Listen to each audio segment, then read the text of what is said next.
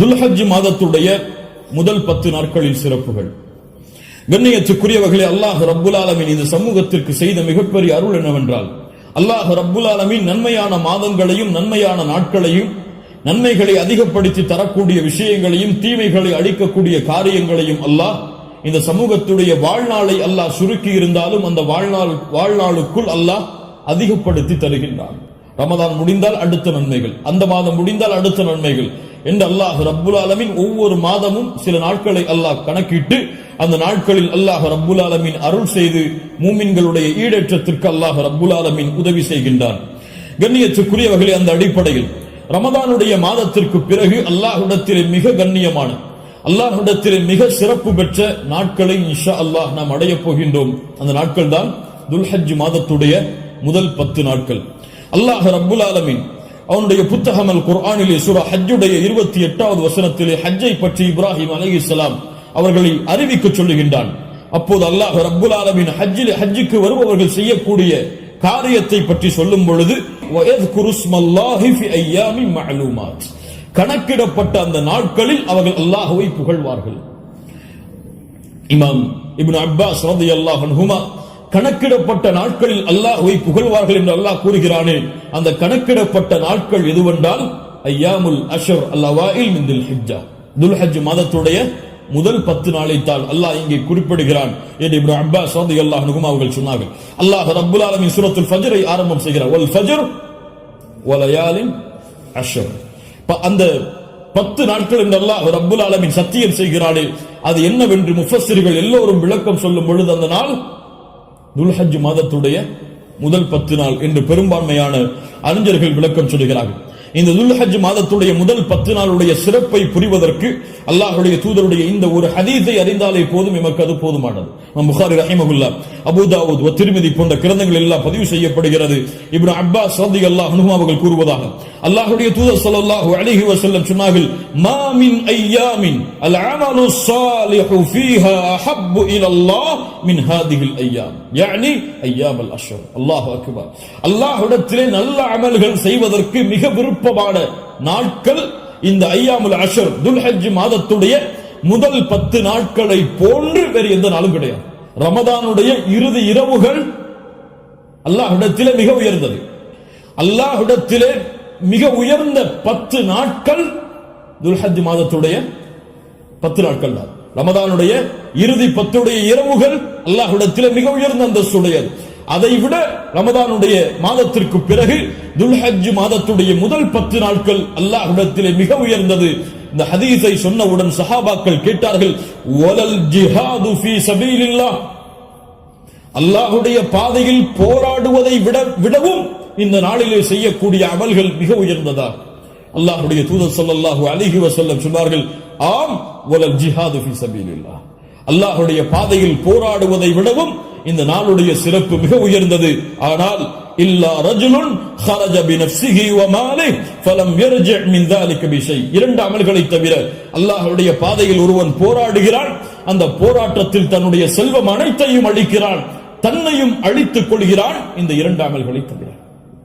இந்த 2 அமல்களுக்கு எதுவும் ஈடாகாது.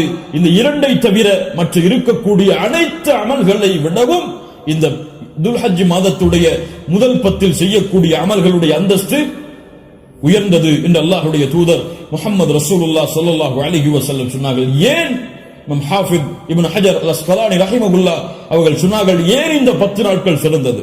அல்லாஹ் ரப்புல் ஆலமீன் அமல்களுடைய தாய்களை எல்லாம் இந்த நாட்களில் வைத்திருக்கிறான். வேறு எந்த நாட்களிலும் செய்ய முடியாத அமல்களை அல்லாஹ் இந்த நாளிலே வைத்திருக்கிறான். ஏன்? இந்த நாளில், இந்த 10 நாட்களில் அல்லாஹ்வை தொழலாம், இந்த 10 நாட்களில் அல்லாஹ்விற்கு நோன்பு இருக்கலாம், இந்த 10 நாட்களில் சதகா செய்யலாம், இந்த 10 நாளில் அல்லாஹ்விற்கு அறுத்து பலியிடலாம், இந்த 10 நாளில் வேறு எந்த நாளிலும் செய்ய முடியாத ஹஜ்ஜை நிறைவேற்றலாம். எல்லா அமல்களும் ஒன்று சேரக்கூடிய நாட்களாக இந்த 10 நாட்கள் இருப்பதால் அல்லாஹ்விடத்திலே அல்லாஹ்வுடைய கணக்கீட்டுடைய நாட்களில் இந்த நாட்களை போன்ற அந்தஸ்துடைய நாட்கள் கிடையாது என்று இமாம் ஹாஃபிஸ் இப்னு ஹஜர் அஸ்கலானி ரஹிமஹுல்லாஹ் அவர்கள் சொன்னார்கள். இந்த நாட்களில் நோன்பு வைக்கலாமா? இதில் வரக்கூடிய 10 நாளில் 10வது நாள் நோன்பு வைப்பது ஹராம். ஏன்?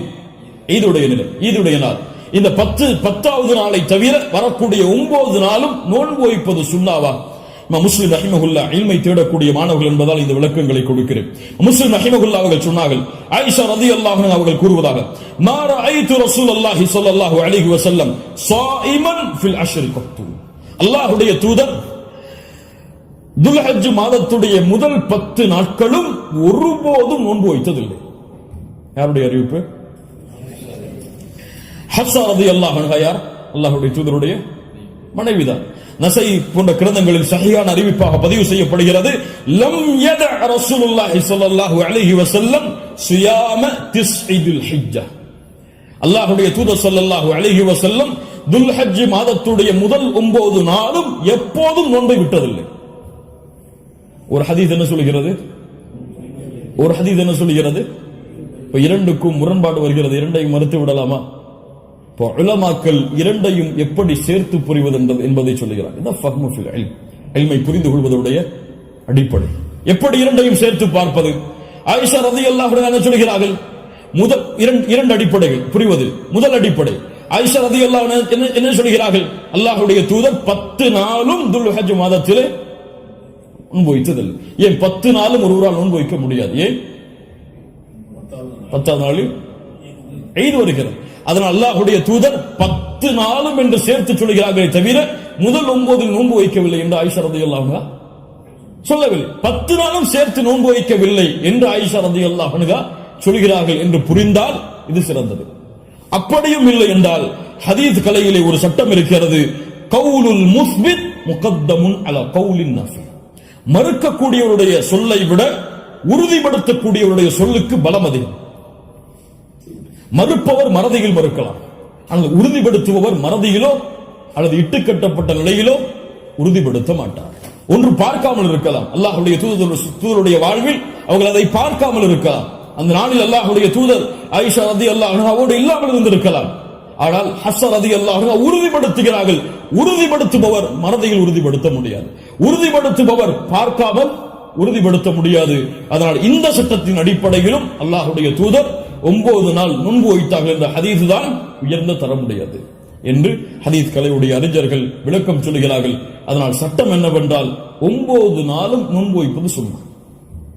யாருக்கு இயலுமோ யாருக்கு முடியுமோ அவர்கள் துல்ஹஜ் மாதத்துடைய முதல் 9 நாட்களும் நோன்பு வைப்பது சுன்னா. 10வது நாள் நோன்பு வைப்பது ஹராம். நோன்புடைய சிறப்புகளை பற்றி நமக்கு தெரியும்.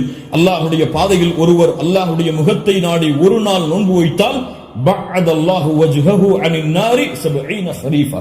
ஹரீஃபா என்றால் ஆம். அல்லாஹ்வுடைய தூதர் ஸல்லல்லாஹு அலைஹி வஸல்லம் சொன்னார்கள், அல்லாஹ்வுடைய பாதையில் அல்லாஹ்வுடைய முகத்தை நாடி ஒருவர் ஒரு நாள் நோன்பு வைத்தால் அல்லாஹ் ரப்புல் ஆலமீன் அவருடைய முகத்தை நரகத்தில் இருந்து 70 ஆண்டுகள் தூரமாக்குகிறார். அல்லாஹ் ரப்புல் ஆலமீன் அந்த பாக்கியத்தை நமக்கு கொடுப்பானாக. அல்லாஹ்வுடைய தூதர் ஸல்லல்லாஹு அலைஹி வஸல்லம் துல்ஹஜ் மாதத்துடைய முதல் 10 நாட்களில் வரக்கூடிய யௌம் அரஃபா, அரஃபாவுடைய தினத்துடைய சிறப்பை பற்றி சொன்னார்கள்.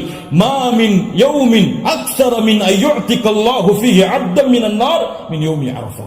அல்லாஹ் ரப்புல் ஆலமீன் அதிகமான நரக விடுதலையை கொடுக்கக்கூடிய நாள் அது அரஃபாவுடைய நாள் தான். அரஃபாவுடைய நாளில் அல்லாஹ் முதல் வானத்திற்கு வருகிறான். எப்படி வருகிறான்? ஏன் வருவான் தெரியாது. அல்லாஹ் வருவான், அல்லாஹ் வருவான். அவன் விரும்புகின்ற முறையில் அல்லாஹ் வருவான். என்ன செய்வான்? கேட்பான், மா இவர்கள் எதை விரும்புகிறார்கள்? மா அராத ஹவுலா, இவர்கள் எதை விரும்புகிறார்கள்? வேறொரு ஹதீஸிலே அல்லாஹ் ரப்புல் ஆலமீன் அங்கே கூடியிருக்கக்கூடிய எல்லோருக்கும் அல்லாஹ் மன்னிப்பை வழங்குவான். அல்லாஹ் ரப்புல் ஆலமீன் அப்படிப்பட்ட மன்னிப்பாளர்களாக ஹஜ் செய்த நம்முடைய முஸ்லிம்களையும் மூமின்களையும் அல்லாஹ் ஆக்குவானாக. அல்லாஹ்வுடைய தூதர் ஸல்லல்லாஹு அலைஹி வஸல்லம் சொன்னார்கள், அரஃபாவுடைய அந்த இடத்தில் ஒன்று கூற முடியாத மூமின்களை, ஹஜ்ஜுக்கு செல்ல முடியாத மூமின்களுக்கு அல்லாஹ்வுடைய தூதர் சொன்னார்கள், சியாமு யௌமி அரஃபா, அரஃபாவுடைய நாளில் நோன்பு வைப்பது அவருடைய முன் சென்ற ஒரு வருடத்துடைய பாவத்திற்கும் பின் சென்ற ஒரு வருடத்துடைய பாவத்திற்கும் பாவ மன்னிப்பாக இருக்கும். முன் சென்ற வருடத்துடைய ஒரு வருட பாவம் பின் சென்ற வருடத்துடைய ஒரு வருட பாவத்திற்கு மன்னிப்பாக அமையும் என்று அல்லாஹ்வுடைய தூதர் ஸல்லல்லாஹு அலைஹி வஸல்லம் சொன்னார்கள். அல்லாஹ்வுடைய தூதர் ஸல்லல்லாஹு அலைஹி வஸல்லம் சொன்னார்கள், அஃதலு துஆ துஆஉ யௌமி அரஃபா, துஆக்களில் மிக சிறந்தது அரஃபாவுடைய தினத்தில் கேட்கப்படும் துஆவாகும். அல்லாஹ்வுடைய தூதர் ஸல்லல்லாஹு அலைஹி வஸல்லம் சொல்லிவிட்டு சொன்னார்கள், நானும் எனக்கு முன்னால் சென்ற நபிமார்களும் கூறிய வார்த்தைகளில் மிக சிறந்தது எது? லா இலாஹ இல்லல்லாஹ் வஹ்தஹு லா ஷரீக லஹ், லா இலாஹ இல்லல்லாஹ் வஹ்தஹு லா ஷரீக லஹ். இதுதான் மிகச் சிறந்தது அரஃபாவுடைய தினத்தில் கேட்கப்படக்கூடிய துஆ. கண்ணியத்துக்குரியவர்களே, இந்த 10 நாட்களில் அதிகமான அமல் செய்யக்கூடிய மூமின்களாக இருப்போம். இந்த 10 நாளை எப்படி கண்ணியப்படுத்த வேண்டுமோ அந்த கண்ணியப்படுத்தினால் அல்லாஹ் ரப்புல் ஆலமீன் இந்த நாட்களுக்குரிய கூலியை எமக்கு கொடுப்பான். இறுதியாக சுருக்கமாக 5 நிமிஷம் உதுஹியாவுடைய ஒரு சிறிய சட்டத்தை மட்டும் கூறிவிட்டு இந்த 10 நாட்களில் அடங்கி இருக்கக்கூடிய இந்த உதுஹியா என்ற கடமையுடைய ஒரு சிறிய சட்டம் என்னவென்றால், அல்லாஹ் ரப்புல் ஆலமீன் உதுஹியா என்றால் அல்லாஹுடைய பெயரை கொண்டு அல்லாஹுடைய முகத்தை நாடி ஒட்டகத்தையோ மாட்டையோ ஆட்டையோ யௌமுன் நஹர் யௌமுல் ஈத் அன்று அல்லது அய்யாமுத் தஷ்ரீக் அதற்கு தொடர்ந்து வரக்கூடிய 11, 12, 13 இந்த நாட்களில் அல்லாஹ்வை நெருங்குவதற்காக இந்த 3 விலங்கினங்களையும் அறுத்து பலியிடுதல் தான் உதுஹியா. அல்லாஹ் ரப்புல் ஆலமீன் கூறுகிறான், இன்னா அத்தைனாக அல் கௌசர். அல்லாஹ் ரப்புல் ஆலமீன் நபியே கௌசர் என்ற தடாகத்தை உமக்கு வழங்குகிறான். அதனால் ஃபஸல்லி லிரப்பிக வன்ஹர், அல்லாஹ்வை தொழு, அல்லாஹ்விற்கு அறுத்து பலியிடுங்கள். வன்ஹர் வஸ்பஹ், அல்லாஹ்விற்கு அறுத்து பலியிடுங்கள் என்று அல்லாஹ் ரப்புல் ஆலமீன் கட்டளையிடுகிறான். இந்த உதுஹியாவுடைய விஷயத்தில் உலமாக்கள் மத்தியிலே கருத்து வேறுபாடு இருக்கிறது. சில உலமாக்கள் சொல்கிறார்கள் உதுஹியா என்பது வாஜிப், அதை விட்டால் பாவம். உதுஹியா வாஜிப், அது விட்டால் பாவம். ஆனால் ஜும்ஹூர் அஹ்லுல் இல்ம் உலமாக்களுடைய ஒட்டுமொத்த கூட்டத்துடைய கருத்து என்னவென்றால், பெரும்பான்மையான உலமாக்களுடைய கூட்டத்துடைய கருத்து என்னவென்றால், உதுஹியா சுன்னah, விட்டால் மக்ரூஹ், விட்டால் வெறுக்கத்தக்கது. அல்லாஹ்வுடைய தூதர் தங்களுடைய இறுதி 10 ஆண்டுகளில் ஒருபோதும் உதுஹியாவை தாங்கள் கரத்தால் அறுப்பதை விடவில்லை. இது சுன்னah, ஆனால் விட்டால் பெரும்பாவம் கிடையாது, வெறுக்கத்தக்கது.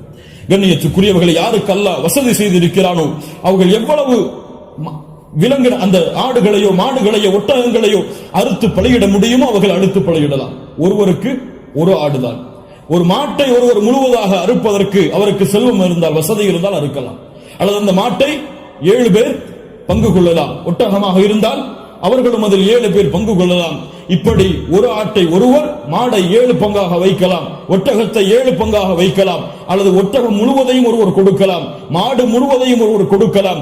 2 ஆடுகள் 3 ஆடுகள் என்று ஏழைகளுடைய கஷ்டங்களை நீக்க அல்லாஹ்வுடைய முகத்தை நாடுபவர்கள் எவ்வளவு அல்லாஹ் அவர்களுக்கு செல்வத்தை விசாலப்படுத்தி இருக்கிறாரோ அவ்வளவு அவர்களும் விசாலப்படுத்தலாம்.